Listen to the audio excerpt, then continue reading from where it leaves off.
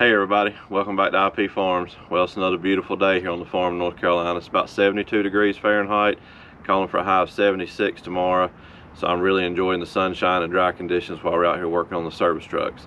Hopefully you've all seen the videos up to this point, the tutorials on the front end removal, and then the oil pan removal, and also the video where we decided what we're going to do. So I've got the motor about ready to come out of the four-wheel drive one here. I'm trying to strip it down as much as I can while the weather's pretty. The rear end gears are different. One's 410 and one's 373, so we're going to have to do some swapping on that. Wasn't real happy about that, but you know me, I'm never going to get to do anything easy. So I'm not sure what all will be on this video. Might get a little bit of the rear end swap here. It's going to be another struggle trying to get one out and drag it over here by myself and get it back under the other one. We've got them jacked up and secured, so let's get after it and see what we can do. Okay, well, we got a trusty North Carolina dirt creeper out here. I'll just put you on some time lapse. I'm not gonna make you sit here and watch me take all these bolts loose. What I'm gonna try to do is, this has had some hodgepodge brake lines put on it because it was so rusty. I assume they rotted out. But I'm gonna try to take the brake line assembly loose from the rear end, everywhere it attaches, and the calipers. Leave all that with the truck. The other brake lines are factory on the other one. The only one in question is this one right here, which is the one that goes up to the frame that comes down and supplies the fluid. I think these are the same length on the other one. If not, worst case, I have to replace that and put a four-wheel drive. But we'll work on getting the brake lines loose, get the emergency brake cables off of it. Once I get all that small stuff out, go ahead and take these rusty shocks off. I mean, there's not even anything left of the top of the shock, but anyway, get those loose. Once I get all the miscellaneous stuff out of the way, we'll put the jack back under here and then see how hard it's going to be with these U-bolts. I may have to end up waiting until I get the torch back up here and heat these up, but we're going to see. So let's get started and see what we can do.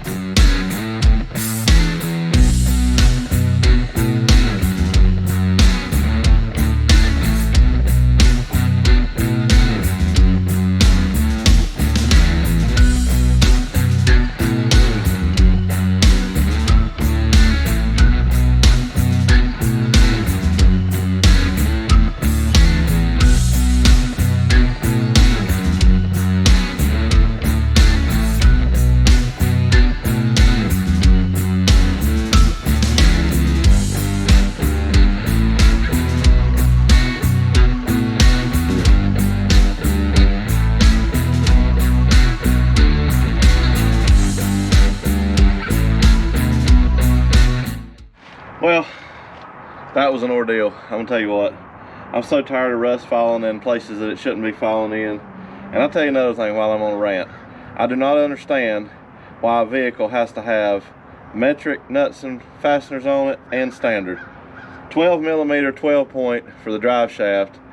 I don't have a 12mm 12 point. Everything I've got pretty much is 6 point. That's what you normally want. No, let's put an oddball socket on. Finally found a wrench. I'm gonna tell you what, these wrenches right here, old chrome vanadium from Harbor Freight, just a set of offset metrics I bought the other day. I think they were $9.99. I beat on that with a 2-pound hammer for probably about 10 minutes on each one of those bolts to get the drive shaft bolts out. Anyway, there's enough of it. I'm gonna put you back on high speed. I've got everything. I've got the U-bolts broke loose. We got the drive shaft out. I got to jack it back up, get the weight off the shocks, get them down. Took the grinder and got the brake cables out. I mean, they're rusty. I'm so tired of messing with this truck. I'm ready to get everything off of it and send it to the scrap yard. It's just unbelievable, the rust. But anyway, let's get back started and see if at least we can get this rear end out today.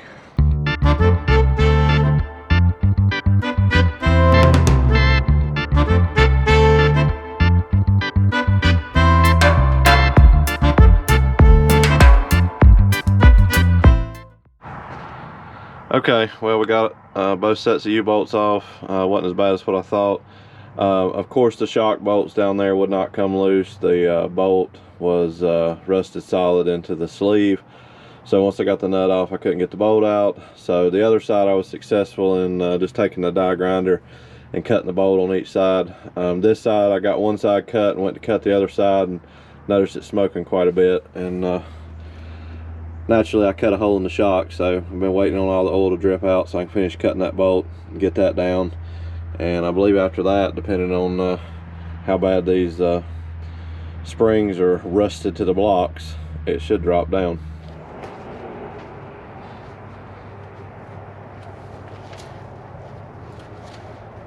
Well, let's see what happens. I actually forgot my air hose.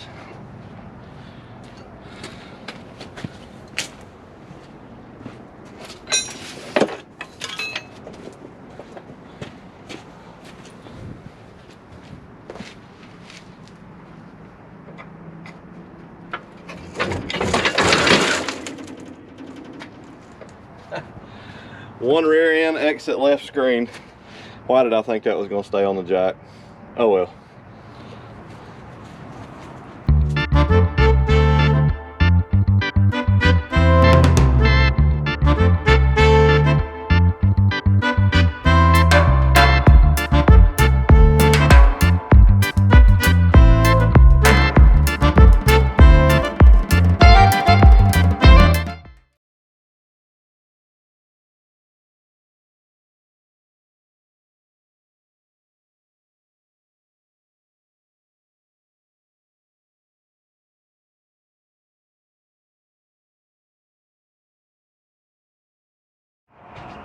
Okay, well hopefully in the editor I was able to slow that clip down for you and got the last part of it.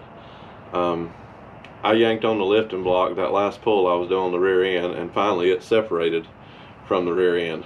And when it did, I went for a backwards vault right into the yellow drain pan full of transmission fluid, antifreeze, and brake fluid. So I'm finished for today. I'm about tired of moving these rear ends around in the dirt by myself. Not sure what else I'll put on this video. Not going to bore you with taking the other one out. I might get you a couple clips of you know, this one under there once I get it situated and up, and we might just wrap this one up on that. I do want to do a tutorial on the front end, so we'll see what else goes on. I'm sore, I'm tired, and I'm ready to go home, so I'll catch you guys on another day. Okay, we're back for another day. I don't even remember what I said in that last clip. I told you what happened. I'm going to put a smidge in here. Before this, you should have seen, took a bath in transmission fluid, took a pretty hard fall. You know, just the way I've got the truck set up, I just don't have, you know, the good situation to move everything around like I should. I'll tell you right now that sometime in the near future, there's going to be a pad of concrete poured out here. I've worked on cars and vehicles right here in this little shop for probably 25 years now, and it's always aggravated me, especially dealing with this bigger stuff with trucks and whatnot.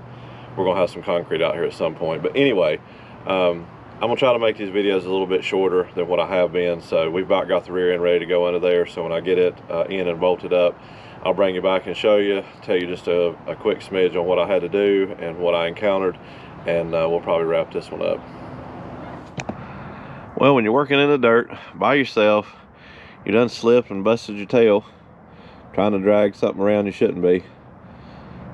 You improvise. A couple of 2x8s there, made us some ramps, rolled it right under there. Well, we won. There it is. It's under there and bolted up. Rear end swapped out from under the four-wheel drive frame and put under the two-wheel drive.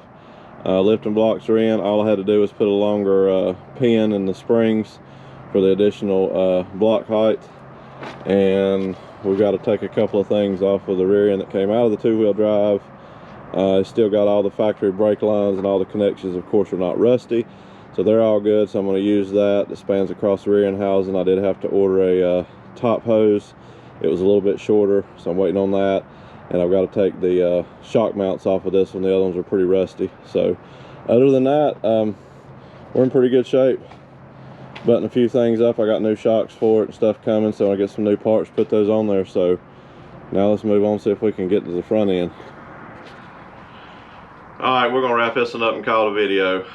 Another one on the service truck build here. Try not to bore you a whole lot with wrench turning. I don't even really remember how much I got on the first few clips before I took the tumble in the dirt and the transmission fluid, and I apologize for that. I was a little aggravated after the fact, but you know, it is what it is. I just want to say up front that this can be done. You know, the conditions I'm working in are not favorable for lack of better words, you know, in the dirt, outside in the elements, moving a lot of heavy stuff around by yourself. But you know, I'm capturing all this on video and putting it out there because there might be somebody else that you know, runs across this and thinks that they can't do it because they don't have all the fancy tools and the nice garages and everything. But you know, it's tough, just like anything else here at the farm.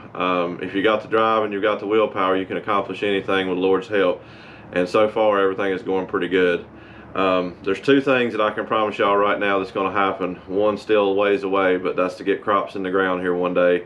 And the second one is this service truck's going to be on the road before long. So thank you everybody for watching. Please consider subscribing if you hadn't already. Hit that thumbs up button if you liked what you saw. Does help the channel out quite a bit. Thumbs down, I understand it's not for everybody. Share the videos, get them out there. Might be somebody else interested in a little bit of this, you never know. We're going to get there. Just like everything else, it takes me a little bit longer, but the end result is positive. Until next time, thank you.